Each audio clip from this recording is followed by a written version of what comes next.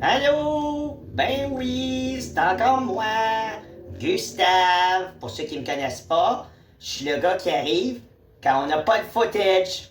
Ben non. Fait que c'est ça, on n'a pas de footage. Ben on a un peu. On a deux. Puis c'est pour le gars-là, à la belle, Back to the Lutte, je pense. Puis c'est le 6 juillet 2024, avant Lutte Laurentide 3. Fait que c'est ça. Ça commence. Kada dit bonjour. La barre est haute. Match 1. Là, j'ai un petit résumé ici qui a été dit sur selon ce qu'on se souvient, mais on se souvient pas grand-chose. Je suis là pour le résumer. Ce qu'on pense qui est arrivé. Ensuite, ben c'est ça. Ça commence avec Chester Down dans le match Back to the Future. Mais on l'a, lui. On a en tout cas le premier, on regarde.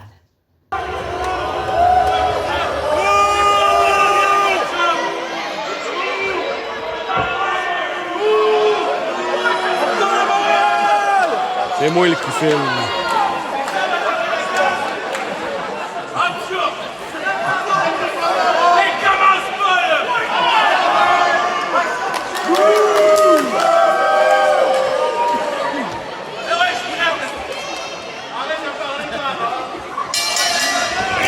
C'est pas.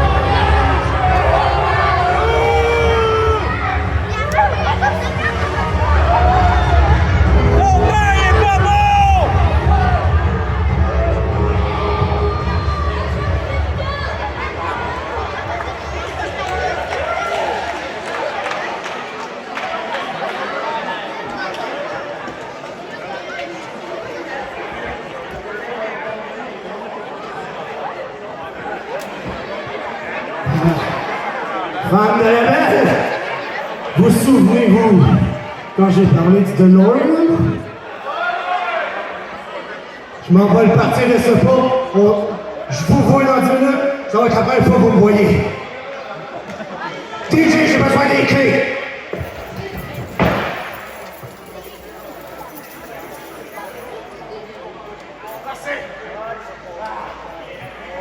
Bon alors, mesdames et messieurs, si j'ai bien compris, Chester Dome s'en va dans sa DeLorean voyager dans le temps. Bref, un peu critique comme message. Êtes-vous prêts pour le... Allô? Fait que là, Benton a gagné, mais Chester Dome est allé dans sa envolée, là. Chester, frustré d'avoir perdu, sort de sa DeLorean de fortune, une carcasse de Civic avec des micro-ondes collés sur le capot puis une batterie de tondeuse qui grésille. Rah! Il repart dans le temps. Deuxième round, le match recommence. C'est comme si le gars-là venait juste de recommencer. On a vu ça en vrai, là. Ça c'est vrai, là. Le match recommence, mais cette fois Chester est un démon. J'imagine que c'est une allusion, là. Il compte le finish de Ben, lui arrache la tête avec une close line temporelle tellement forte que les cordes vibrent comme une guitare électrique en feu. Ben roule au sol, furieux, il frappe dans les cordes, crache par terre, se bat avec lui-même. Chester, lui, célèbre dans un déluge de cris, de confettis improvisés. Ok, c'était des sacs de chips qui explosaient dans le public. La foule capote. Donc, Chester Dome a renversé le finish de Ben Toll grâce à son mouvement vers le futur, vers le passé. Bref, match 2. Alors, on avait annoncé Angie Sky contre Casey Diamond, mais Casey Diamond, elle pouvait pas être là. Surdose de Tylenol, mal de tête, c'est le médecin a prescrit non dans le ring, non, non, non, non, non, non. Alors, la remplaçante, Alicia P. Monroe. C'est ça. Fait que là, si je lis, Angie arrive comme une tornade possédée. Elle fonce dans Alicia avec des coups de genoux qui claquent comme des coups de fusil. Bam! Elle lance dans le coin, ça vibre tellement que les cordes ont failli casser. Alicia tente de résister, mais Angie la ramasse. La plie en deux avec un powerbomb qui fait trembler le ring. La foule crie, certains reculent de peur, d'autres hurlent. « Refais-la! » Victoire nette et brutale d'Angie, qui prend le micro les yeux fous. « Brad! À Luc Laurentic 3, j'arrive pour arracher ton âme et ta ceinture! » Silence de terreur, puis explosion de la foule. Match 3. Match 3, là, on est vraiment mélangé, honnêtement, là. C'est Mathieu Saint-Jacques contre plein de monde. C'était prévu d'avoir Ice, Benny P, Alex Cooper et Sir Jeff. La réalité, c'est que Ice est absent, Benny est absent, puis les autres, honnêtement, c'est flou. Les silhouettes se sont faites massacrer, peut-être des remplaçants, peut-être des bénévoles, peut-être un con orange avec un chandail, mais une chose est claire, Mathieu est devenu une machine à tuer. Il balance sur un gars hors du ring tellement fort qu'il s'écrase sur 3 chaises pliantes. Il en claque un autre avec un suplex tellement violent que la troisième corde a failli se détacher. Crac! Ça résonne de partout. À la fin, il n'y avait plus rien debout. Juste Mathieu en sueur qui prend le micro et qui gueule. « Allô, je m'appelle Mathieu. » Puis il quitte, tranquille, volant un hot dog à un enfant qui pleurait. Gagnant, Mathieu Saint-Jacques. Match 4. Léon Saver et un remplaçant de Kevin Beru contre David Robert et son partenaire mystère. Kevin Beru absent, remplacé par un ours brun, sauvage, qui grognait après les enfants dans la première rangée. Mais là, David Robert, son partenaire mystère, un ours polaire! La foule panique, des pleurs, des cris, des slushs renversés, le ring se transforme en National Geographic. L'ours brun fonce, l'ours polaire réplique. Ça grogne, ça mord les chaos, chaos total! Finalement, David Robert et son ours polaire lèvent les bras dans un triomphe inventé. Pas vrai pantoute, mais le seul bout de vrai, c'était que David Robert a gagné. C'est parce qu'on se souvient d'absolument rien du reste. Match 5! Match 5, on l'a. C'est Picton contre Scotty Renegade, puis on a le footage, on le regarde.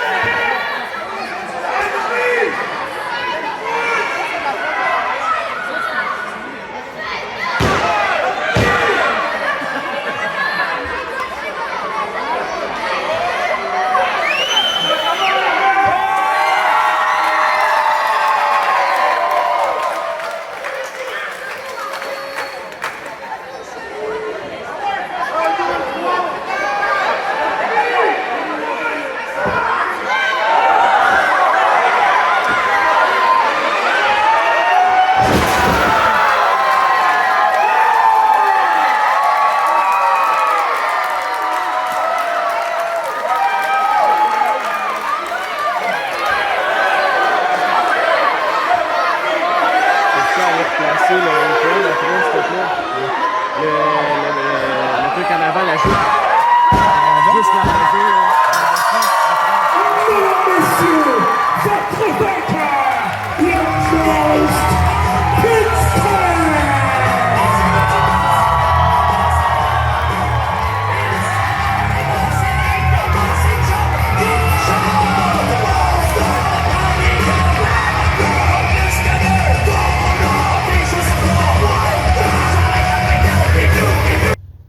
Main event maintenant qu'on n'a pas. Jason Gray contre Chase Ironside. Jason Gray adoré à la belle, pas comme à la chute. Le combat démarre brutal. Chase frappe Jason comme un marteau-piqueur. Coup de coude, soumission, projection contre les câbles. Jason souffle, le sang lui coule du nez. Mais boum! Le fils de Jason, Everett Gray, débarque en furie avec une chaise de métal et une chaîne de vélo. Il frappe Chase dans le dos, puis au visage. Le ring résonne comme une cloche d'église en feu. Gagne! Là, c'est quoi qui se passe? Ensemble, père-fils massacre Chase, le coince dans le ring et l'achève d'une violence familiale jamais vue. Jason couvre Chase. 1, 2, 3. La foule explose, les gens sautent, certains pleurent, d'autres crient. C'est ça la lutte! Voilà, c'est ça qu'on a vécu le 6 juillet.